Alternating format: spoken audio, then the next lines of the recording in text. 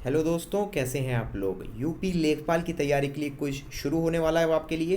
तो आप हैं योर क्लासेस पे और मैं हूं आपका अपना शशांक सर। तो देखिए, अगर मैं यूपी लेखपाल के बारे में बता दूं तो ये यूपी ट्रिपल एससी के द्वारा एग्ज़ाम होता है। और यूपी ट्रिपल एससी की एक खास आदत है कि वो रिपीटेड सवाल बहुत पूछता है भाई। ठीक है, तो उसके लिए सबसे अच्छा पैटर्न जो आपके लिए लेके आए हैं वो है क्विज के रूप में।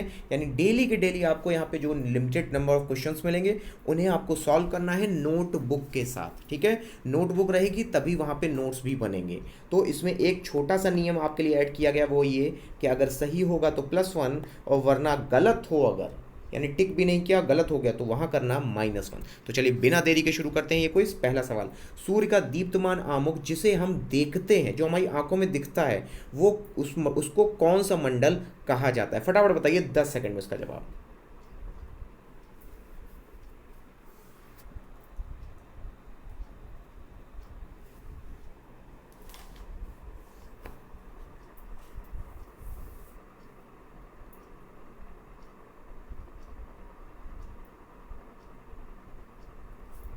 चलिए टाइम अप। तो अगर आपने बताया ऑप्शन नंबर सी यानी प्रकाश मंडल, तो आपको मिलता है +1, वरना अपनी कॉपी में करना -1। अब देखो, सूर्य के बारे में बात की जा रही है, तो सूर्य को ऊर्जा कौन सी गैस से मिलती है? ये आपके एग्जाम का बड़ा ही फेवरेट सवाल रहा है। तो हाइड्रोजन गैस से मिलती है। और वहीं अगर मैं सूर्य की बात करूं तो इसके सबसे अंदर की जो भाग उसको हम क्या कहते हैं? कोर कहते हैं। और इसके सबसे बाहरी किनारे को हम लोग क्या कहते हैं? कोरोना कहते हैं। जो अभी यहाँ वायरस चल रहा है, तो जो सब वायरस चल रहा है वो सबसे क्या है? बाहरी परत में है। तो कोर से कोरोना होता है सूर्य के लेयर्स के नाम। ठीक है, चलिए अब इसको नोट कर लीजिएगा क्योंकि अब ये आपके नोट करने की चीजें थी। ठीक है, चलिए आगे बढ़ते हैं।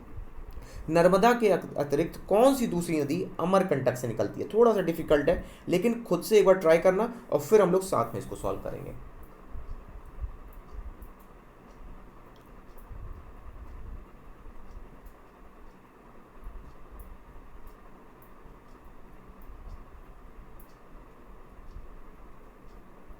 चलिए टाइम अप। तो अगर आपने बताया है ऑप्शन नंबर डी, यानी आपको लग रहा था अगर ऑप्शन नंबर डी यानी सोन नदी, तो आपको मिल जाएगा +1, वरना आपके यहाँ पे एग्जाम में भी क्या हो जाएंगे? गलत ही होगा। ठीक है, तो देखो अमरकंटक प्लेटू की बात हो रही है। अब दो नदियां वहां पे नोट कर लो, एक है नर्मदा नदी और दूसरी सोन नदी। ये दोनों ही कहाँ से निकल रही हैं? अमरकंटक से निकल रही हैं। और वहीं ताप्ती नदी कहाँ से निकलती है? तो अब लिख लो, उसको लिखना स्टार्ट कर दो। सतपुरा रेंज से निकलती है आपकी ताप्ती नदी। और इसी तरीके से आपकी महानदी निकलती है दंड कर्ण्या से। कहाँ से निकलती है?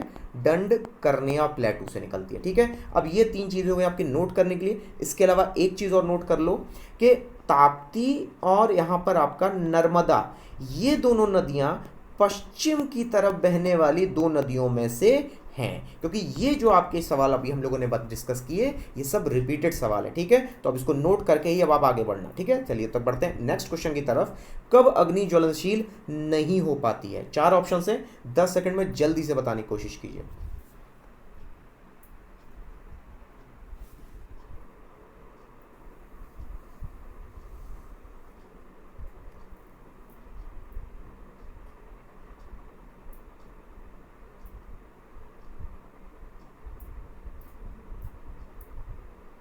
And time up. तो देखिए, अगर यहाँ पे आपका ऑप्शन डी अगर आपको सही लग रहा था, तब आपको श्योर शॉट 1 नंबर मिल ही जाएगा एग्जाम में भी। ठीक है, तो देखो होता क्या है, हमेशा लॉजिक से देखो। यहाँ पे जितने भी डिजिट दिए हैं सबसे कम डिजिट कौन सा था?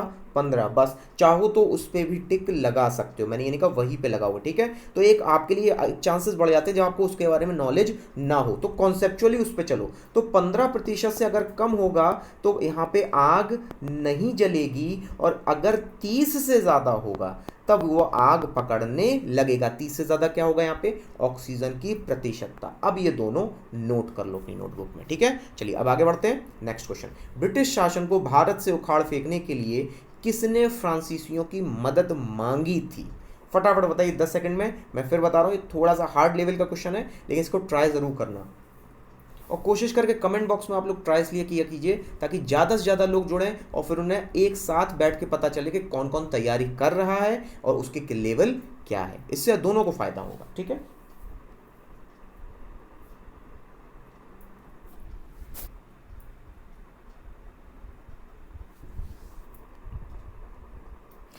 And time up. तो अगर आपने लगाया ऑप्शन नंबर डी यानी टीपू सुल्तान, हैदर अली के बेटे थे आपके, ठीक है। तो टीपू सुल्तान के पिता का नाम क्या था, हैदर अली था, ठीक है। एक तो चीज ये नोट कर लो, और टीपू सुल्तान ने मदद की थी किसकी, फ्रांसीसियों की, ये दूसरा पॉइंट नोट कर लो। इसके अलावा एक पॉइंट और नोट कर लो, ये जो वॉर हुई थी इसे कहते हैं एंग्लो फ्रेंच वॉर, यानी कि आंग्ल फ्रेंच वॉर। और ये कब से कब तक हुई थी, 1778 से लेकर के 1783 तक।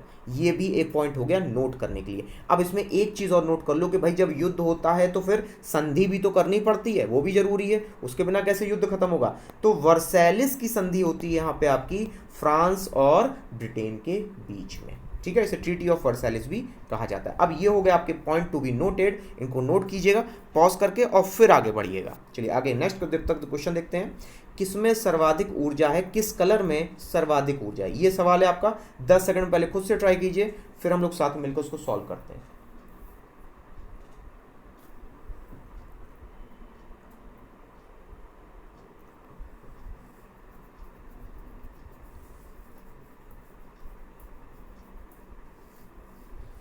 चलिए टाइम अप। तो अगर आपने यहाँ पे टिक किया नीला रंग यानी ब्लू कलर, तब आपको मिलता है +1 एग्जाम में, वरना अपने -1 कर लेना ईमानदारी से असली लाइफ में, ठीक है। तो देखो ब्लू कलर जो है आपका, इसकी मुझे बताओ जो आपकी वेवलेंथ है वो सबसे ज़्यादा है या कम है, सबसे कम है जो इतने सारे कलर दिए हुए हैं। तो अगर वेवलेंथ कम होगी तो ऊर्जा क्या होगी आपकी, सर्वाधिक होगी, ठीक। और अगर वेवलेंथ सर्वाधिक होगी तो वहां पर आपकी ऊर्जा क्या होगी, सबसे कम होगी। अब इसका आंसर क्या हो जाएगा, रेड कलर, ठीक है। अब इसको नोट कर लो। चलिए ठीक है, अब इसी के साथ आगे बढ़ते हैं, अगला भी सवाल लेते हैं। क्या कह रहा है, प्रसिद्ध बांसुरी वादक हरिप्रसाद चौरसिया का जन्म कहाँ हुआ था। फटाफट बताइए कमेंट बॉक्स में इसका आंसर।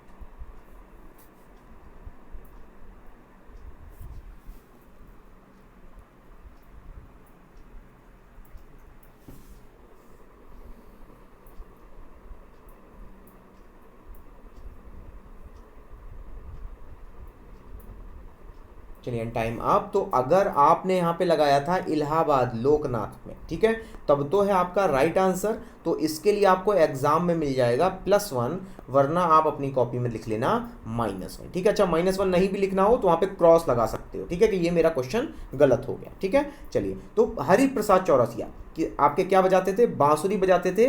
पहला पॉइंट आपको ये नोट करना है। दूसरा ये कि इलाहाबाद में इसके अलावा और किसका जन्म हुआ है, तो आप तुरंत बताएंगे अमिताभ बच्चन का। और अगर मैं कहूँ अमिताभ बच्चन के अलावा कौन से नेता का जन्म हुआ है, तो जवाहरलाल नेहरू का जन्म भी यहाँ पे किसका यहाँ पे हुआ है, आपका इलाहाबाद में हुआ है, ठीक है। चलिए, और इसी को प्रयागराज भी कहा जाता है। नेक्स्ट, वधाई कौन सी विधा है, फटाफट बताइए कमेंट बॉक्स में। ये थोड़ा टिपिकल क्वेश्चन है, इसको अगर टिक करोगे तो थोड़ा सा कॉन्फिडेंस भी बढ़ेगा।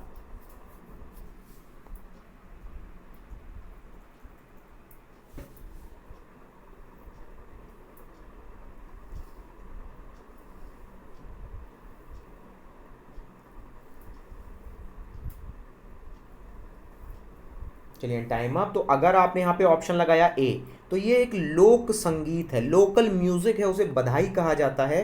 बुंदेलखंड, बुंदेलखंड का क्षेत्र कौन सा है आपका, ये झांसी ललितपुर के आसपास वाला, ठीक है। तो यहाँ का लोक संगीत कौन सा है, बधाई।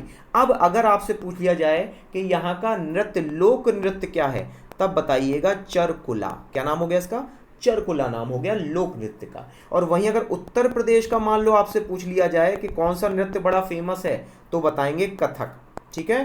कहाँ पे हो गया, कथक। और तमिलनाडु का तो बहुत ही फेमस है, वो भी एक आपको नोट करना पड़ेगा अब, कथकली। कौन सा डांस हो गया आपका, कथकली तमिलनाडु का, ठीक है। अब ये 4 पॉइंट बन गए आपके इंपॉर्टेंट, तो इसको फटाफट अपनी नोटबुक में लिख भी लीजिएगा। चलिए आगे बढ़ते हैं। धान का न्यूनतम समर्थन मूल्य क्या है, ये 2015 का आपका क्वेश्चन पेपर है। तो आप पहले यहाँ पे खुद से बताइए कि उस समय पे क्या होगा या फिर वर्तमान समय में क्या होगा।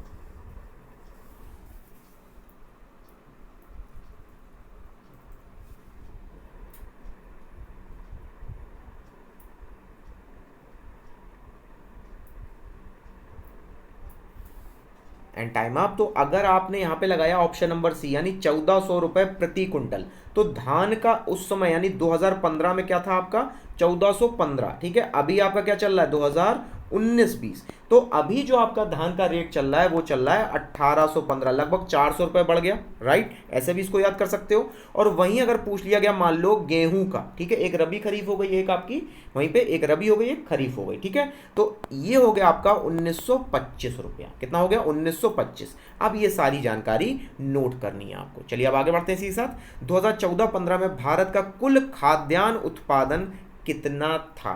फटाफट बताइए कमेंट बॉक्स में इसका राइट आंसर क्या होगा।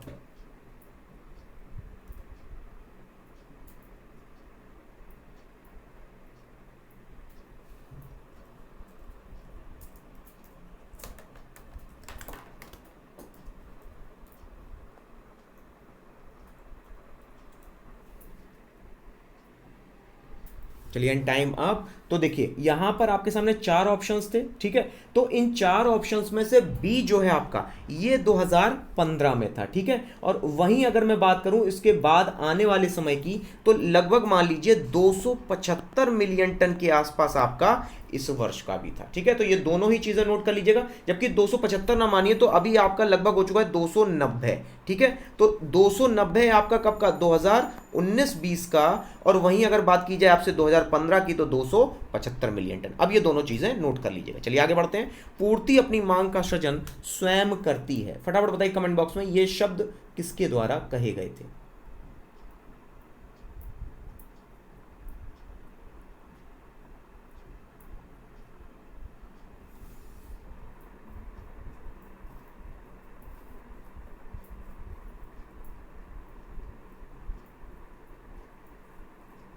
And time up. तो अगर आपने यहाँ पे ऑप्शन लगाया डी, डी यानी कि जेबी से, ठीक है, तो जेबी से ने कहा था कि भाई पूर्ति अपनी मांग का सृजन स्वयं करती है। क्या मतलब हुआ इसका? इसका मतलब ये हुआ कि अगर आप मार्केट में नया फैशन का कोई कपड़ा उतार दो, ठीक है, क्या उसकी आवश्यकता थी? आप कहोगे नहीं, फिर भी उसकी मांग क्या हो गई? बढ़ गई ना। तो यही वो कहता है कि पूर्ति बढ़ा दो, मांग अपने आप बन जाएगी। किसके द्वारा कहा गया है? जेबी से के द्वारा, ठीक है। और चलिए, और वहीं जो जॉन कीन्स थे, जॉन कीन्स के द्वारा यहां पर आपके खुले बाजार की जो मांग थी उसको कहा गया था। चलिए अब ये इंपॉर्टेंट पॉइंट नोट कर लीजिएगा, तब तक आगे बढ़ते हैं। Next question, my country my life किसकी आत्मकथा है? फटाफट बताइए कमेंट बॉक्स में इसका राइट आंसर क्या होगा।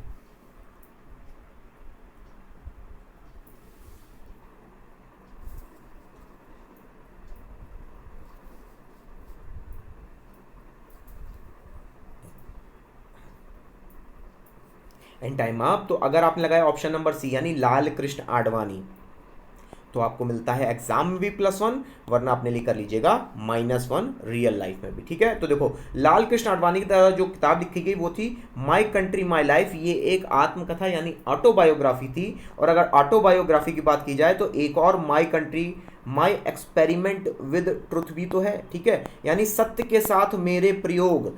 ये किताब किसने लिखी है? तो आप बताएंगे महात्मा गांधी के द्वारा, ठीक है। अब ये दोनों पॉइंट नोट कर लीजिएगा। आगे बढ़ते हैं। नेक्स्ट क्वेश्चन, भारतीय राज्य की कौन सी मुख्यमंत्री ने अपनी विरोधी पार्टी के अध्यक्ष से विवाह किया था? फटाफट बताइए कमेंट बॉक्स में इसका जवाब। ये थोड़ा टिपिकल लेवल का है, अगर ट्राई करेंगे तो आपका कॉन्फिडेंस लेवल बूस्ट ही होगा।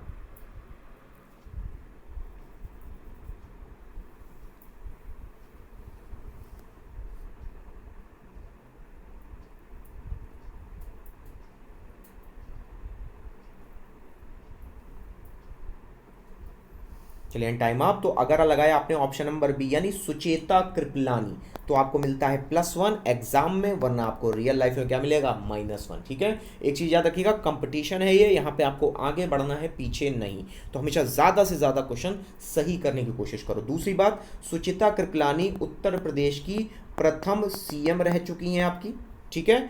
चलिए, और वहीं अगर मैं कहूं कि उत्तर प्रदेश में प्रथम दलित मुख्यमंत्री कौन थी महिलाओं में, तो आप बताएंगे मायावती, ठीक है। अच्छा, अगर सुचिता कृपलानी ने विवाह किया था तो उनका नाम क्या था? तो आपने ये नाम सुना होगा, आचार्य कृपलानी।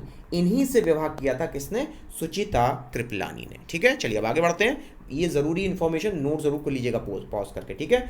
मैगी नूडल्स 1807 में प्रचलित हुआ, कहां से शुरू हुआ ये पूछा गया, जिसे अभी हाल ही में भारत में प्रतिबंधित कर दिया गया है।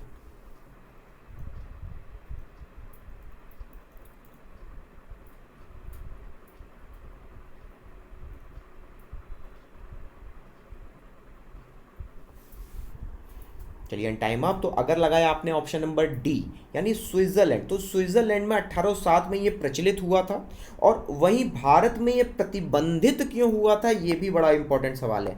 तो लेड की मात्रा पाई गई थी मैगी नूडल्स में, इसकी वजह से इस पर प्रतिबंध लगाया गया था। लेड मतलब शीशा, ठीक है। तो अब इसको भी नोट कर लीजिएगा। तब तक पढ़ते हैं अगले सवाल पे। भारत की अन्य भाषाओं में गजनथंग, वादिया, अदी जौहर जैसे शिष्टाचार शब्दों का अर्थ क्या है, ये पूछा गया है। टिपिकल लेवल का सवाल है, डिफिकल्ट लेवल है, फिर भी इसको ट्राई जरूर करना, ठीक है, ताकि आपको पता चले कि यहाँ पे आपको कौन सा टिक करना चाहिए।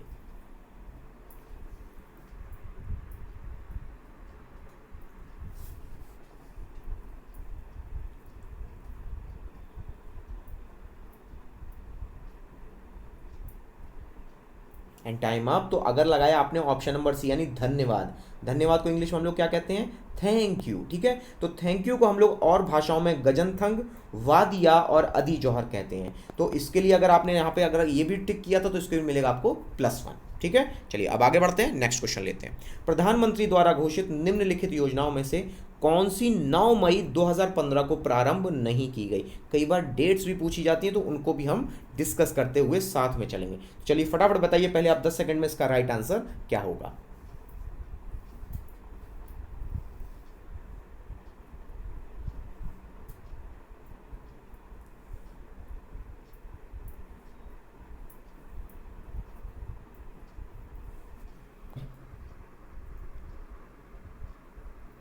And time up. तो अगर आपने लगाया ऑप्शन नंबर डी यानी प्रधानमंत्री आवास योजना, अब देखो इसको लिखते भी कैसे हैं, PMAY, क्योंकि कई बार इसका फुल फॉर्म भी पूछा जाता है, इसको याद रखना, ठीक है। इसी तरह अटल पेंशन योजना, इसको मैं कैसे लिख दूं, APY। तो इसको शॉर्ट फॉर्म और फुल फॉर्म दोनों में अपने में नोट कर लेना। तो इसको आपका लागू यानी प्रारंभ नहीं किया गया, तो यानी ये तीनों यानी जीवन सुरक्षा योजना, इसके अलावा जीवन ज्योति योजना और अटल पेंशन योजना को कब लागू किया गया, 9 मई 2015 को। अब इसको नोट कर लो, ठीक है। अब देखो अगर जीवन ज्योति योजना की बात की जाए तो इसमें लाइफ इंश्योरेंस की बात की गई थी, वहीं सुरक्षा योजना में एक्सीडेंटल इंश्योरेंस की बात की गई थी, और पेंशन में आपके बुजुर्गों के पेंशन की बात की गई थी, ठीक है। और इन तीनों को आपको लागू किया गया था, यानी जारी किया गया था कोलकाता में 9 मई को। और अगर मान लो सवाल आ गया प्रधानमंत्री आवास योजना के बारे में, तब क्या होगा, तो इसे जारी किया गया था 25 जून 2015 में। तो इतना याद रखना, आवास योजना का एक ही लक्ष्य था क्या,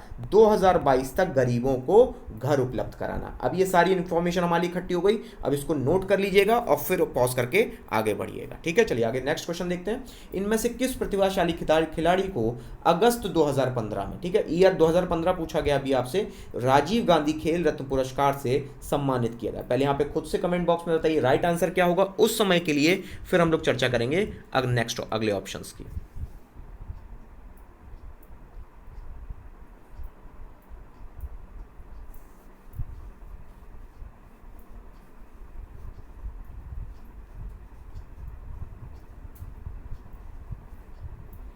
चलिए टाइम अप। तो अगर आपने लगाया होता 2015 के लिए ए ऑप्शन यानी सानिया मिर्जा, तो आपको मिल जाता 1 नंबर, ठीक है। अब देखो विराट कोहली को दिया गया था 2018 में, ठीक है। और वहीं 2019 में 2 लोगों को दिया गया था। अब उनके नाम फटाफट मेरे साथ में ही चाहिए तो नोट कर लीजिए। एक नाम है बजरंग पूनिया और वहीं दूसरा नाम है आपका दीपा मलिक। अच्छा, दीपा मलिक यार आपको ये पता होना चाहिए, ये पैरा एथलेटिक्स है, यानी कि ये विकलांगों का जो एथलेटिक्स होता है उससे संबंधित है दीपा मलिक, ठीक है। और बजरंग पूनिया एक रेसलर है, ठीक है। अब देखो एक चीज और जान लो कि ये जो राजीव गांधी खेल पुरस्कार है ये आपका शुरू कब हुआ था, 1991-92 में, और ये देश का सबसे बड़ा खेल पुरस्कार भी है।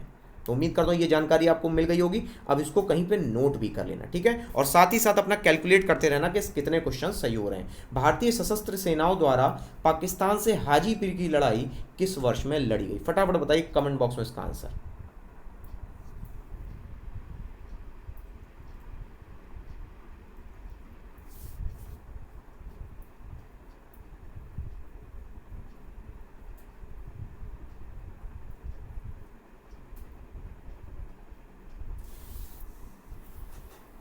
चलिए टाइम अप। तो अगर आपने बताया ऑप्शन नंबर सी यानी 1965 की लड़ाई को क्या कहा जाता है, हाजी पीर की लड़ाई कहा जाता है, ठीक है। और वहीं अगर मान लो 1999 की आ गई तो क्या बताओगे, कारगिल की लड़ाई, ठीक है। इसके अलावा अगर भारत और पाकिस्तान का कभी युद्ध हुआ है तो एक हुआ था 1971 में, जिसमें बांग्लादेश का नामक नया देश बनाया गया था, ठीक है। इसको भी अब याद कर लेना। तो 3 साल है जब भारत और पाकिस्तान का युद्ध हुआ, इसको भी आप लोग नोट कर सकते हैं। तो चलिए अब आगे बढ़ा जाए। तो चलिए आगे बढ़ते हैं। नागार्जुन कौन थे? एक यूनानी शासक, जैन भिक्षु या फिर ऋषि? फटाफट बताइए पहले कमेंट बॉक्स में आपको क्या सही लगता है।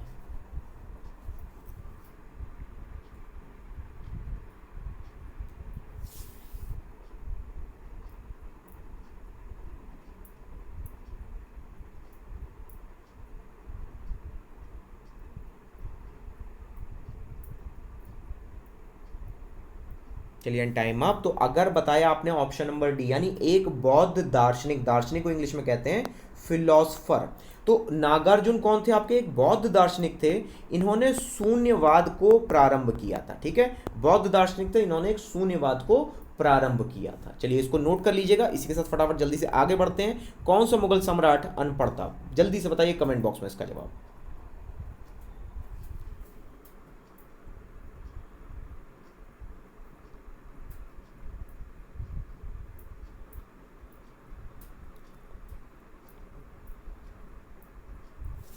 चलिए टाइम अप। तो अगर बताया आपने ऑप्शन नंबर ए अकबर, तो अकबर बताया तो मिलेगा आपको +1, वरना आप कर लीजिएगा -1।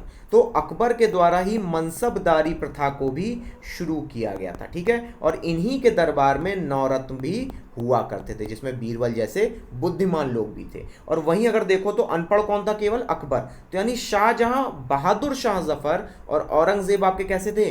पढ़े लिखे शिक्षित मुगल थे। ये भी आपको जानकारी मिल गई, ठीक है। तो इनको नोट कर लीजिएगा। आगे बढ़ते हैं। लास्ट क्वेश्चन है आपके लिए। कुछ वर्ष पहले किस एशियाई देश ने अपना राष्ट्रगान बदल दिया है? फटाफट बताइए कमेंट बॉक्स में 10 सेकंड में इसका जवाब। थोड़ा सा कठिन है, लेकिन आप इसको अगर ट्राई करोगे अपने आप कॉन्सेप्चुअली आपको जवाब मिलना शुरू हो जाएगा।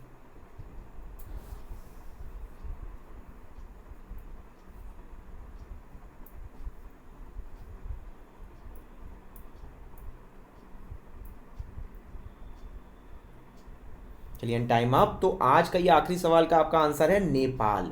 तो नेपाल के द्वारा जब यहाँ पर आपका उसको हिंदू राष्ट्र से उसने अपने राष्ट्र को बदल लिया धर्मनिरपेक्ष, यानी एक बिना धर्म के अगर राष्ट्र में बदला था, तभी उसने अपने राष्ट्रगान को क्या कर दिया था? बदल दिया था और एक नया संविधान बनाया था, ठीक है। चलिए उम्मीद करता हूँ ये सारी जानकारी आप लोग नोट भी कर रहे होंगे। तो चलिए इसी के साथ नेक्स्ट टाइम पे आएंगे तो आपकी आगे की सीरीज को बढ़ाएंगे। उसमें कुछ और नए क्वेश्चंस होंगे, जिसमें ग्रामीण आपकी जो यहाँ पे जो ग्रामीण यानी कि विलेज से जो जुड़े हुए सवाल होते हैं वो भी हम लोग ऐड करेंगे। तो इसी के साथ लाइक करिए, शेयर करिए, सब्सक्राइब करिए। Thank you very much.